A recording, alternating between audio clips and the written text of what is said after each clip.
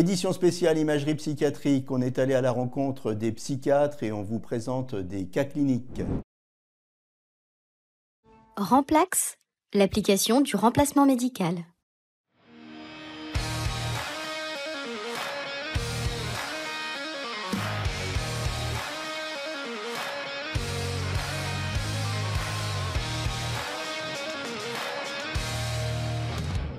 Deuxième numéro de cette série consacrée à l'imagerie psychiatrique. On rappelle pourquoi c'est important. Alors c'est important parce que grâce à l'imagerie, dans le premier épisode psychiatrique chez un patient, on va pouvoir trouver, notamment chez des patients qui n'ont pas d'antécédents psychiatriques et qui ont des troubles de l'humeur, d'apparition soudaine, le psychiatre va nous envoyer une demande d'IRM, on va recevoir le patient en IRM pour retrouver des lésions qui intéressent des centres de l'humeur au niveau cérébral. Et ces lésions vont nous permettre, elles sont soit des encéphalites, soit des lésions vasculaires ou des lésions tumorales, elles vont pouvoir d'apporter un traitement. Donc c'est extrêmement important. Il y a des solutions thérapeutiques, il faut aider le patient et grâce à l'IRM, on trouve ces lésions. Imagerie et maladie psychiatrique. Quel est le rôle de l'imagerie? Quel est l'apport de l'imagerie? Alors, on va parler plutôt de l'imagerie cérébrale pour les patients qui ont des troubles psychiatriques. Du coup, on va faire une imagerie cérébrale pour les patients qui ont un premier épisode psychotique, c'est-à-dire un premier épisode avec des idées délirantes. On va essayer de rechercher s'il n'y a pas une cause cérébrale à leur pathologie. On va également réaliser une imagerie cérébrale lorsqu'il y a de la pharmacorésistance. Par exemple, une personne qui a une dépression résistante à plusieurs médicaments. On va essayer de rechercher s'il n'y a pas des anomalies à son imagerie. On va aussi réaliser une IRM cérébrale dans les cas d'atypicité comme les syndromes catatoniques. C'est des états particuliers liés le plus souvent à une cause psychiatrique, mais parfois à des maladies neurologiques. Donc on va réaliser une IRM cérébrale dans ce cas-là. Quand il peut y avoir un changement brutal de personnalité, on va essayer de voir s'il n'y a pas une raison neurologique. Donc on va réaliser une IRM cérébrale à ce moment-là. Parmi tous les patients qui rentrent chez vous, j'avais entendu un chiffre, vous allez me dire s'il est vrai, il y a jusqu'à 1 sur 5 patients qui rentrent ici et qui en fait présentent des symptômes qui pourraient laisser penser qu'il y a une maladie psychiatrique, mais qui en fait souffrent d'autre chose. Et ça, on le voit grâce à l'imagerie.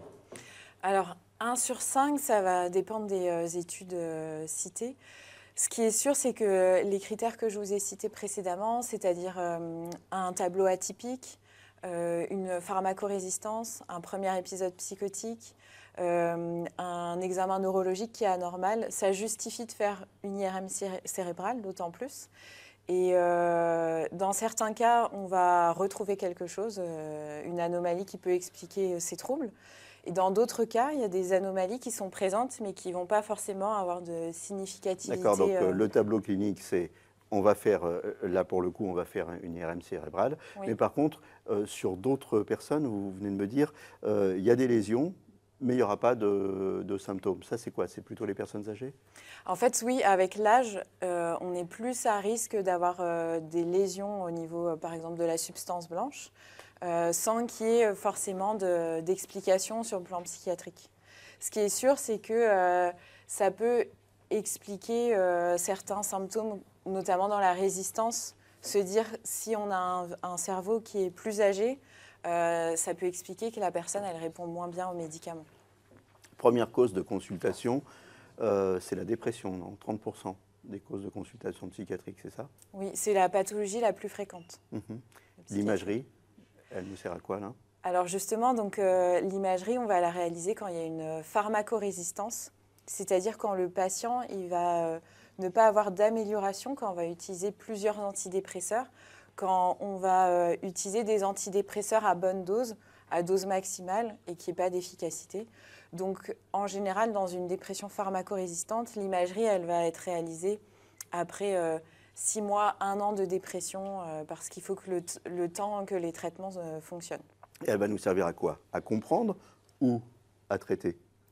Elle va nous servir à essayer de rechercher une autre cause qui peut expliquer cette résistance. Ce que j'ai dans la main, c'est en fait comment demander le bon examen en imagerie psychiatrique. Vous avez réalisé un protocole là-dessus, hein, c'est un bon. Comment ça fonctionne? Donc du coup, c'est un bon qui a été réalisé avec le professeur Ali Ahmad et puis l'équipe de neuroradiologie d'ici. L'idée, c'est de pouvoir intégrer les symptômes psychiatriques dans le bon d'IRM cérébral pour que le neuroradiologue il puisse voir certaines zones du cerveau, les étudier plus spécifiquement selon les symptômes présentés par le patient. Donc on va retrouver par exemple, est-ce que le patient il a des hallucinations? Est-ce qu'il y a des anomalies à son examen neurologique? Est-ce qu'il y a des troubles cognitifs sévères? Est-ce qu'il y a un terrain inhabituel? Est-ce qu'il y a une résistance aux médicaments? Et donc ça permet vraiment au neuroradiologue de cibler certaines zones du cerveau et les étudier plus spécifiquement. Ce que je vous propose, c'est que maintenant on passe au cas clinique. Très bien. Allez, Zou. On vient de parler du protocole de demande d'imagerie, je l'ai dans la main. Quel type d'imagerie on privilégie, IRM ou scanner? Le message est clair, en psychiatrie on privilégie l'IRM cérébral dès qu'on y a accès. On peut utiliser le scanner dans certaines situations d'urgence, par exemple pour vérifier l'absence ou la présence de saignement, sinon on privilégie l'IRM cérébral dès qu'on a accès. Cas clinique, on va en citer quelques-uns. Donc une patiente d'une 50aine d'années qui était hospitalisée en psychiatrie depuis 18 mois pour une symptomatologie dépressive résistante et donc qui nous était adressée pour évaluation et prise en charge. Donc quand on l'a hospitalisée initialement, on s'est aperçu que la patiente présentait un examen neurologique très altéré avec une asthénie importante, un syndrome pyramidal. Et devant la résistance au traitement et les anomalies à l'examen neurologique, on a demandé une IRM cérébrale qui a montré des lésions évocatrices d'un toxocéo, qui sont des lésions et des séquelles bipalidales. Donc d'une anoxie cérébrale, probablement d'un toxocéo, peut-être d'une autre cause, mais la cause la plus probable, c'est une intoxication au monoxyde de carbone. Le cas que je vais vous présenter, c'est une patiente de 50 ans qui est hospitalisée pour un épisode dépressif qui nous semble assez rapidement peu typique, parce que l'épisode dépressif commence de façon très brutale, du jour au lendemain, et il est très intense immédiatement, associé à une insomnie depuis plusieurs semaines et des troubles cognitifs. Le tableau n'est pas évocateur d'un épisode maniaque comme on peut avoir dans le trouble bipolaire, donc devant cette atypicité, on demande une IRM cérébrale, d'autant plus que la patiente est en cours de traitement pour un cancer du sein.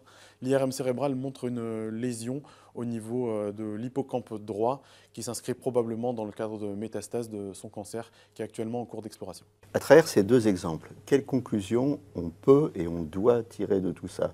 Est-ce qu'on doit dire que systématiquement, il faut passer les gens qui ont des symptômes dépressifs ou des symptômes psychiatriques à l'IRM pour mieux comprendre ce qu'ils ont ou pour éliminer des pistes et choisir la bonne stratégie derrière? Alors systématiquement non, parce qu'il y a quand même la dépression, ça représente environ 10% de la population française, donc c'est vraiment énorme.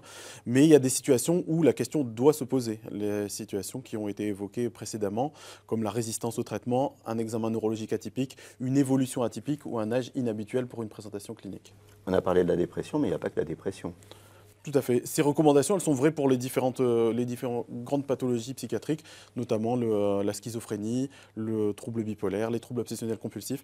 Dès qu'il y a quelque chose qui est atypique, plus une situation de résistance au traitement, on demande une IRM cérébrale et on l'argumente aussi avec un examen neurologique systématique qui doit accompagner la demande pour guider au mieux le neuroradiologue. Imagerie psychiatrique, qu'est-ce qu'on en attend dans les années à venir et qu'est-ce qu'on peut espérer en termes de stratégie, de traitement? Actuellement, on utilise en pratique courante l'imagerie beaucoup à visée de diagnostic différentiel, mais on peut espérer au cours des prochaines années utiliser les méthodes d'intelligence artificielle pour prédire des réponses à certains traitements, pour aussi mieux suivre les patients. Par exemple, est-ce que leur volume cérébral se modifie avec les différents traitements? Est-ce qu'il a tendance à s'atrophier ou à avoir des compensations? Et à guider des traitements spécifiques comme les stimulations magnétiques, le neurofeedback, qui sont en cours de développement. Sur quel type de pathologie on peut s'attendre à des résultats prometteurs assez rapidement? On a parlé de la dépression beaucoup. Je sais qu'il y a eu des tests qui ont été présentés sur la bipolarité. Sur quel type de pathologie ça va avancer? Les grands troubles psychiatriques, ceux que j'ai cités, dépression, trouble bipolaire, schizophrénie, trouble obsessionnel compulsif. Il y a même des situations dans les troubles obsessionnels compulsifs où on va faire de la stimulation cérébrale profonde dans les situations de résistance. Et là, c'est complètement guidé par l'imagerie cérébrale. Une dernière question qui a moins de rapport avec l'imagerie. La population vieillit. Est-ce qu'on voit des nouvelles pathologies arriver ou augmenter avec le vieillissement de la population? Bon, des nouvelles pathologies, non. Ce qu'on voit, c'est des tableaux cliniques qui étaient moins fréquents avant, c'est-à-dire des populations psychiatriques, avec des pathologies psychiatriques chroniques qui vieillissent. Il y en a beaucoup plus. Et donc, c'est développé pour mieux faire face une spécialité qui est la psychiatrie du sujet âgé. Donc, pour mieux appréhender comment le trouble psychiatrique vieillit et comment on le prend en charge au mieux avec l'avancée en âge. Et là, l'imagerie? Là, l'imagerie a globalement le même rôle de diagnostic différentiel, de suivi. Et le diagnostic différentiel prend aussi une autre importance parce qu'avec le vieillissement et la pathologie psychiatrique, il y a un risque probablement de pathologie neurodégénérative augmentée. Et donc, ça nous permet de mieux suivre les patients et de mieux alerter les centres mémoire, par exemple, ou les neurologues qui travaillent sur ce genre de problématiques pour mieux orienter la prise en charge et mieux traiter. Nombre de patients, diagnostic différentiel, tout ça, ça va alimenter, je suppose, des bases de données. On a besoin de beaucoup d'examens pour alimenter les bases de données, pour faire avancer l'IA. Tout à fait. Alors ça, il y a beaucoup d'initiatives, il y a beaucoup de hubs santé qui se développent dans les hôpitaux, donc c'est-à-dire réunir le plus de données possibles. Il y a aussi dans la région beaucoup de projets. Donc il y a un projet autour du premier épisode, Prédipsy, qui dans son projet fait une base de données en temps réel des images et probablement d'autres projets qui se construisent dans la région pour relier les différents établissements entre eux et faire des bases de données par pathologie, par filière. Édition spéciale imagerie psychiatrique, restez avec nous. Maintenant, on va voir du côté de la recherche. Remplax, l'application du remplacement médical.